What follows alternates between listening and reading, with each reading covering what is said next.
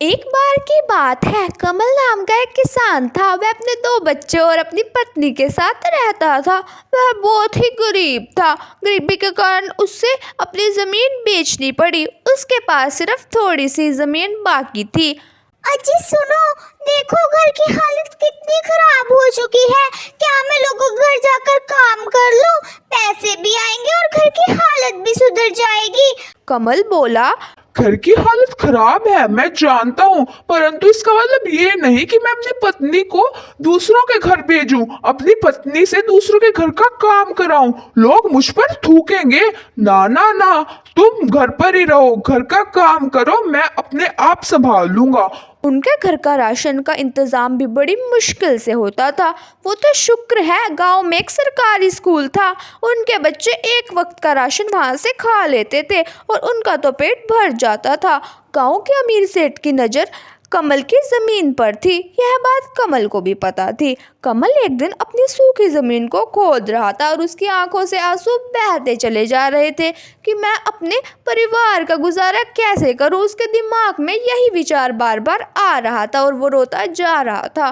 फिर वहाँ पर एक सेठ आया। सेठ ने कहा, कमल, तुम ये जमीन मुझे बेच दो, मैं इसका सही दाम लगाऊंगा। कमल ने कहा, सेठ, जो मैं अपनी जमीन आपके पास बेच दूं तो कुछ समय तक मेरे पास पैसे आएंगे, ये मैं जानता हूँ। फिर उसके बाद मैं क्या करूंगा? जो आप सच्ची में मेरी मदद करना चाहते हो तो मुझे पानी दे सकते हो। सेठ ने कहा, 1000 दो, मैं 2 दिन खेत में पानी चला दूंगा। कमल ने कहा, 1000? साहब, जो मैं इतना अमीर होता तो मैं अपना टैंक ही ना खरीद लेता। क्यों मैं आपके पास 1000 भरता? सेठ वहां से चला गया। कमल एक दिन अपने घर से बाहर जा रहा था तो रास्ते में उसे अपना एक अच्छा दोस्त मिला। अमन बोला, क्या हाल है दोस्त? कमल ने कहा, आप कौन? मैं पहचाना नहीं। अमन बोला, मैंने तो सोचा था कोई मुझे पहचाने या ना पहचाने, मुझे मेरा दोस्त अवश्य पहचानेगा।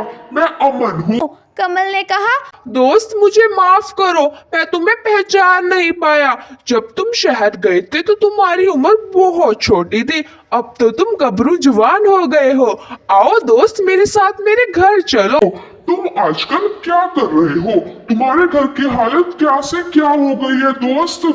दोस्त, जमीन बंजर होने के कारण मेरी ये गरीबी वाली हालत हो गई है और कोई भी मेरी सहायता नहीं करता। अच्छा, ये तो बताओ तुम क्या कर रहे हो? दोस्त, मैं एग्रीकल्चर प्रोफेसर हूँ, मैं तुम्हारी मदद करूँगा। मैं और मेरी पत्नी अब से यही रहेंगे और तुम्हारी मदद करेंगे। कमल की पत्नी बोली, ये कौन है जी? ये कमल है, ये मेरा दोस्त है। अच्छा, नमस्ते भैया, आप तो अमन हो ना? हाँ जी। मैं अमन ही हूँ। नमस्ते भाभी। फिर अमन अपने परिवार के साथ गांव में रहने लग गया। वो अपनी खेती करता और कमल की भी सहायता करता। दोस्त, हमें मौसम के हिसाब से खेती करनी चाहिए। अमन ने कमल की खूब मदद करी और कमल का भी खेत फल सब्जियों से भर गया और अमन इन्हें शहर में बेच देता। उनके पास बहुत सारे पैसे आने लगे। कमल की पत्नी बोली, आप कितने किस्मत वाले हो जी, जो आपको ऐसा दोस्त मिला जिसने हमारे घर की हालत ही बदल दी। कमल बोला, सही कहा तुमने रीतू, ऐसा दोस्त तो बहुत पुण्य से मिलता है। कमल अब बहुत अमीर हो गया। उसकी गिनती गांव के अमीर सेठों में आने लगी और पूरे गांव में उनकी दोस्ती के चर्चे होने लगे कि कैसे एक दोस्त ने दूसरे दोस्त की हालातों को बदलने में मदद किया। अब कमल भी बहुत पैसे वाला हो चुका था और दोनों दोस्त खुशी खुशी रहते और अपना बिजनेस चलाते।